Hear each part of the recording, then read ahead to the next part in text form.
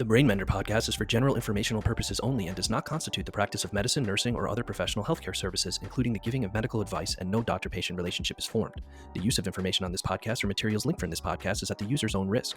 The content of this podcast is not intended to be a substitute for professional medical advice, diagnosis, or treatment. It is strongly recommended that all users of this podcast should not disregard or delay in obtaining professional medical consultation for any medical condition they may have, and should seek the assistance of their healthcare professionals before making any decisions about their medical care or treatment. Thank you for listening to BrainMender.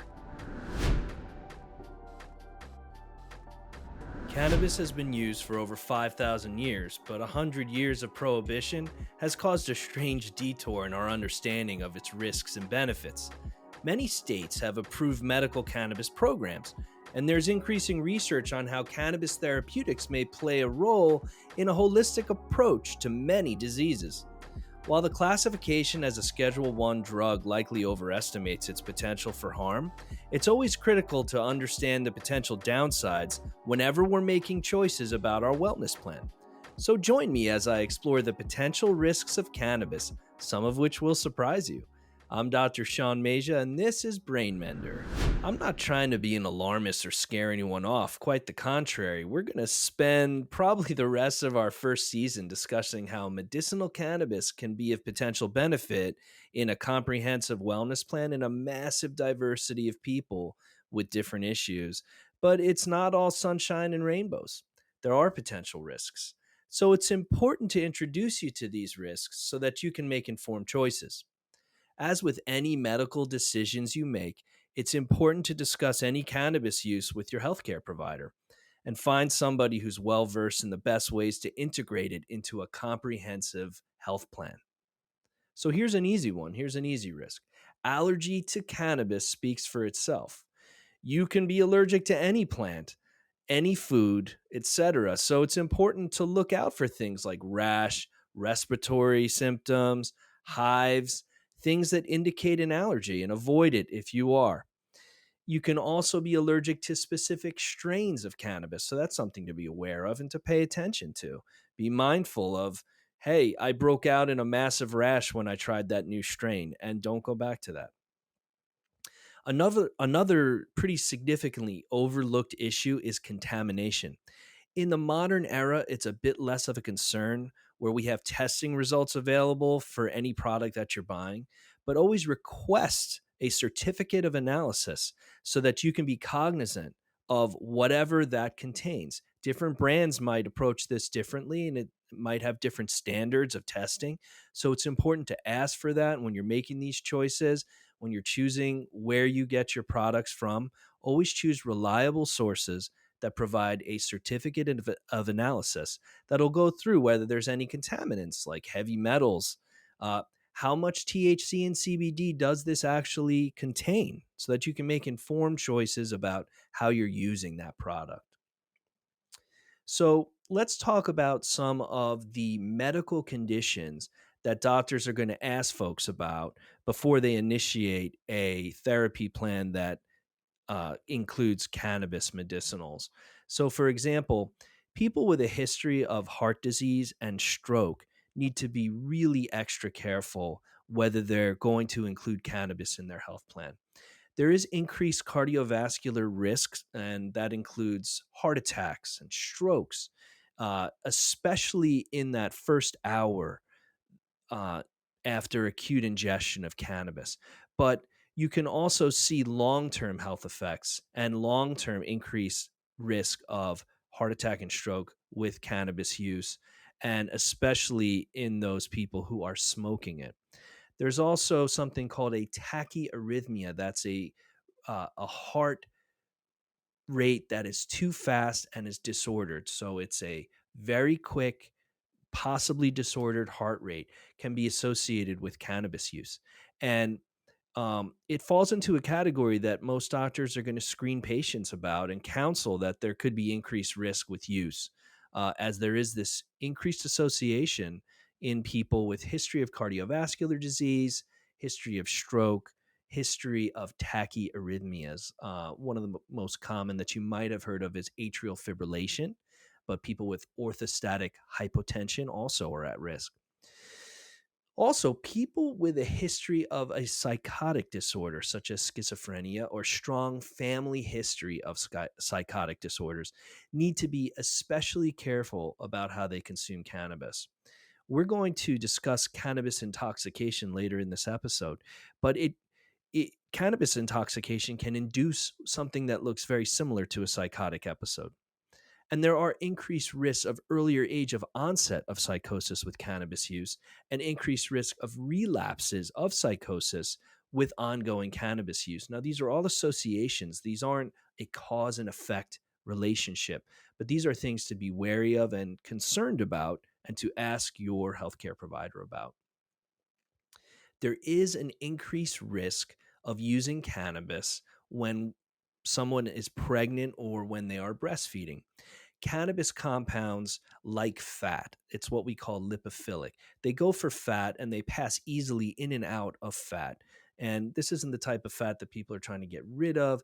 It is the type of fat that is normally found in our bodies as a normal part of our physiology and the way that we're built.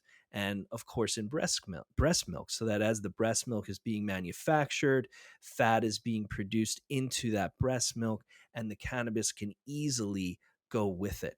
So there is a great deal of evidence that cannabis compounds pass easily into breast milk. There's also evidence that it crosses easily through the placenta into the developing fetus and that it may impact the development of that fetus. So, like any medical areas where we're talking about things that we simply do not have a lot of information, we always caution people strongly about those risks and that cannabis could potentially pose a risk to a developing fetus or to a breastfeeding baby. So, kind of switching gears here to the more developed brain, you may hear a lot about memory issues with cannabis use, both short term and long term memory issues. And the evidence here is somewhat controversial because it's been done in people with chronic and significant use history, particularly also in adolescence. There's a lot more data looking at chronic heavy use in adolescence that can affect their long-term memory and their short-term memory abilities, and that can be an ongoing problem for them. Um, it is a bit controversial as we look at the potential uses of cannabis in medicinal settings when we're talking about, for example, treating patients with acute stress disorder with cannabis to try to prevent the evolution into a post-traumatic stress disorder picture, that can actually be helpful and does work on those same pathways of memory and learning. Um, but in general, certainly there is this association with short-term memory impact when people are using cannabis, and some studies are pointing to an increased risk of long-term memory disorder. So it's something to be aware of, something certainly to ask your healthcare provider about. And again, if you have risk factors for any of these conditions, to be extremely mindful about the amount of cannabis you're using and whether you use it at all.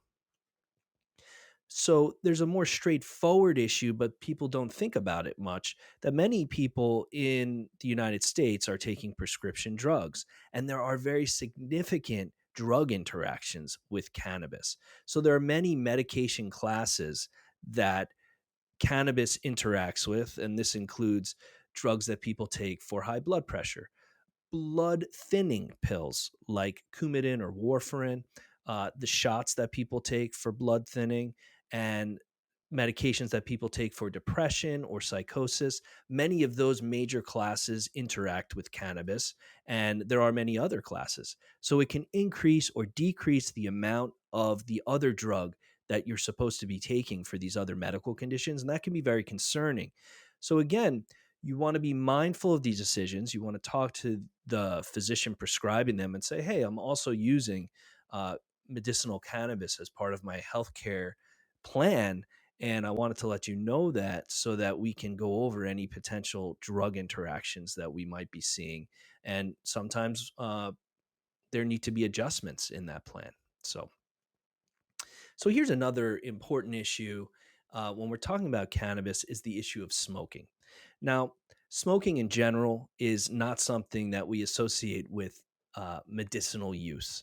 And the reason I say that is, some of the early studies looked at smoking because this is a very easy way to deliver high doses of high potency cannabis into someone, for example, who's in severe pain.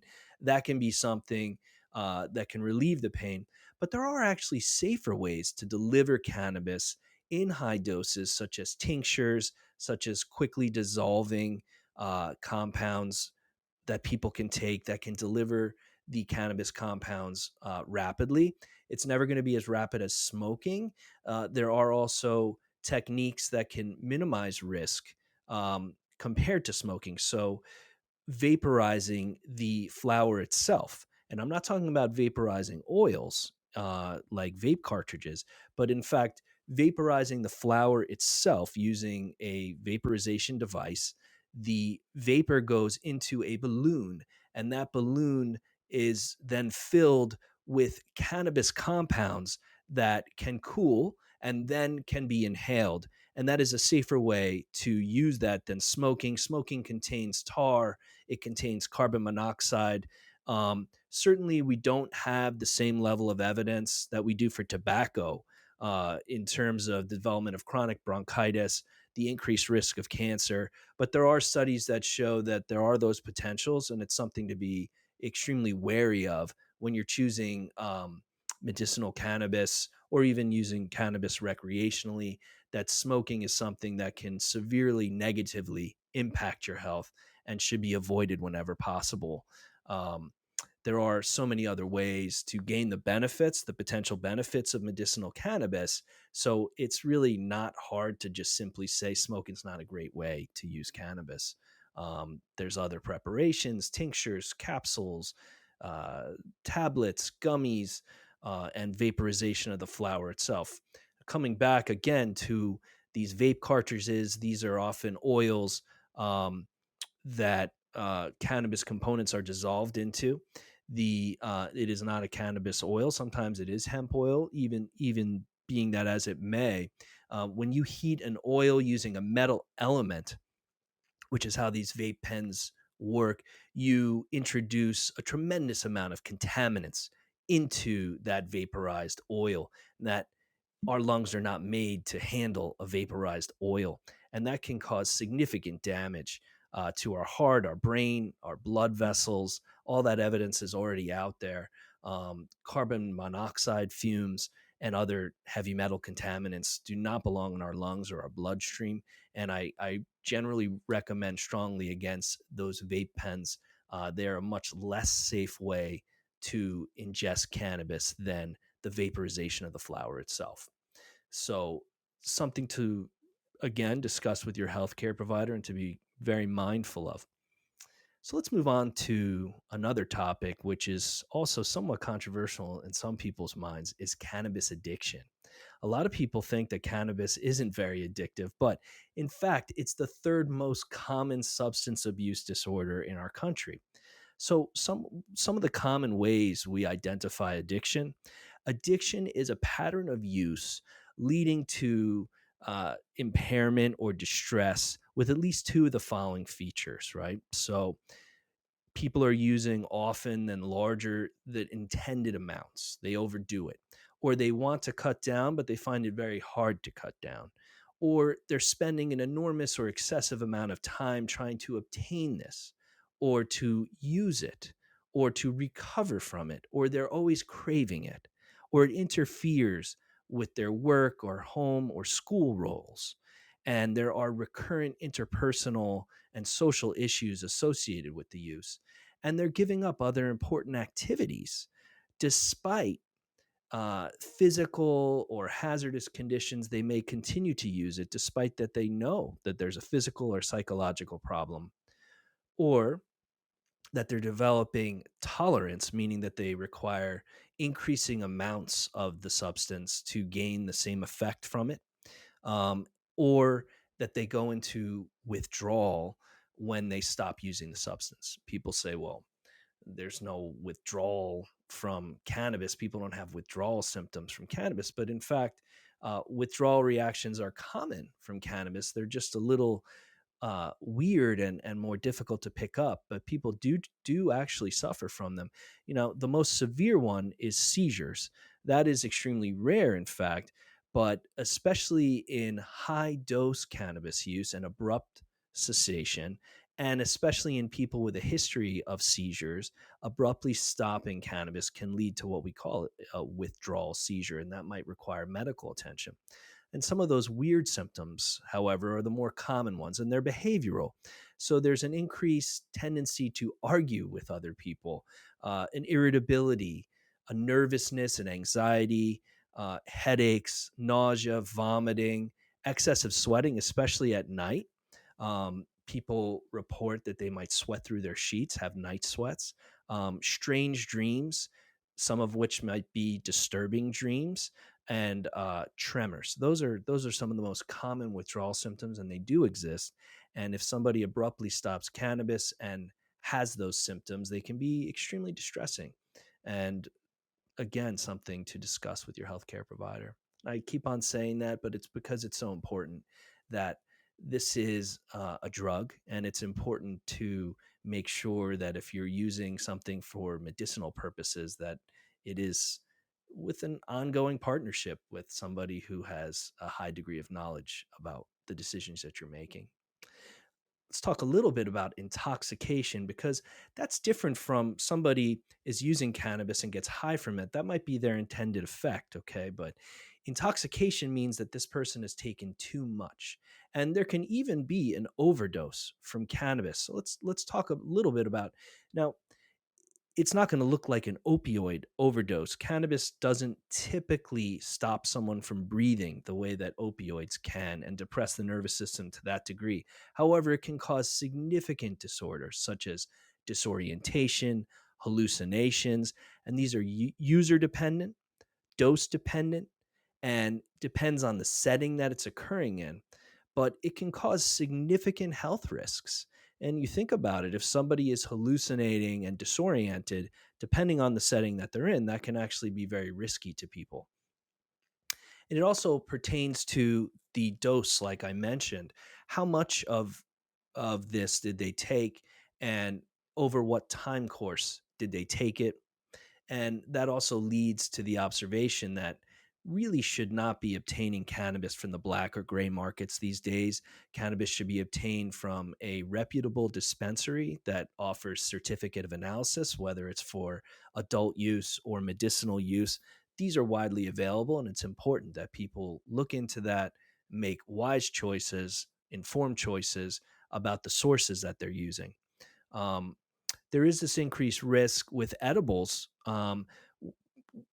I already mentioned that when you smoke cannabis, the effects can be almost immediate. It can be 15 to 30 seconds.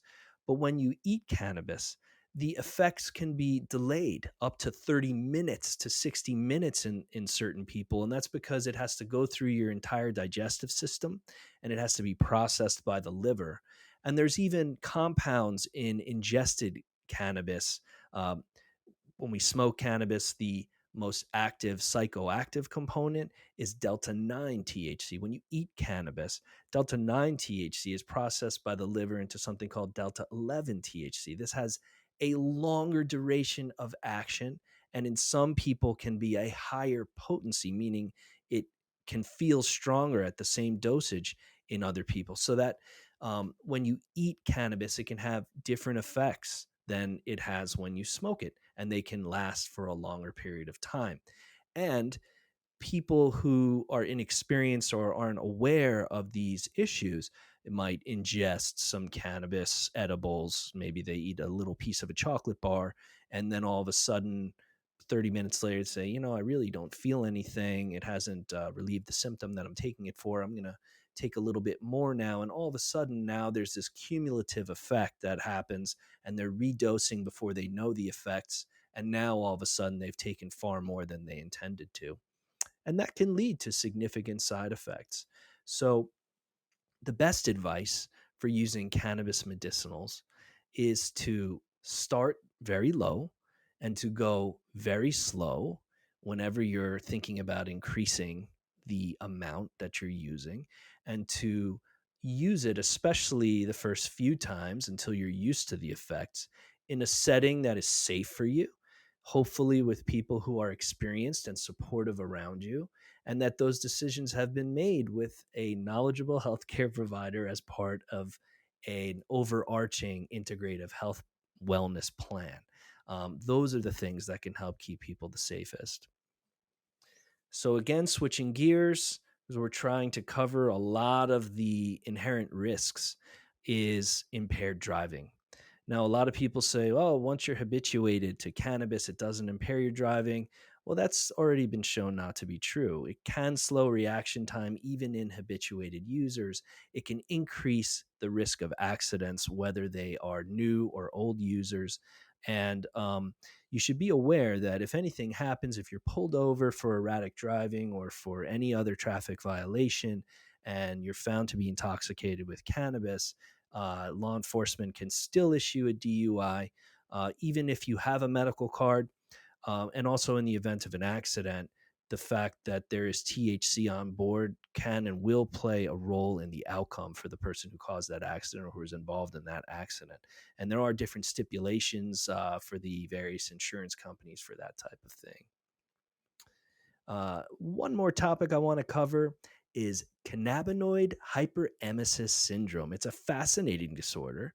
It is associated with heavy daily use or very new onset, high potency use of cannabis, and it can be associated with severely reduced appetite, painful abdominal cramps, and vomiting. It can develop over days or weeks or months, and it can be very mild, or it can be very severe and land people in the emergency room. And when you think about it, hey, that sounds like the opposite of what cannabis is supposed to do: increase appetite, promote good digestion. But this illustrates that too much of it can actually lead to the opposite effect. So it's something to be very cautious about. And the only known treatment is total cessation of cannabis. So it's really something to be wary of. People end up taking warm showers, but sometimes they take hot showers, and that has resulted in some burns, unfortunately, for some patients. So this is something to be very concerned about if these symptoms start to develop, and to seek medical help for that. If especially if you're using it for medicinal reasons and you start to develop these opposite reactions, that's something you definitely want to talk about with your health provider as soon as possible to try to mitigate it and eliminate it. So, we've covered a lot of material today, and we dove deep into some of the risks of cannabis. There are more, but we couldn't cover them all today, and we will in future episodes. And don't worry, in future episodes, we'll also be covering a lot of the medicinal benefits of cannabis for various conditions. So thank you very much for tuning in. If you like what you hear, please be sure to hit that follow or subscribe to BrainMender wherever you get podcasts. And please like and share to as many people as you can, because that sure helps us out. And feel free to send any questions that you have and feedback to us at the email address podcasts@sohomd.com, and that will be in the description. And thanks very much for tuning in. I'm Shawn Masia, and this was BrainMender.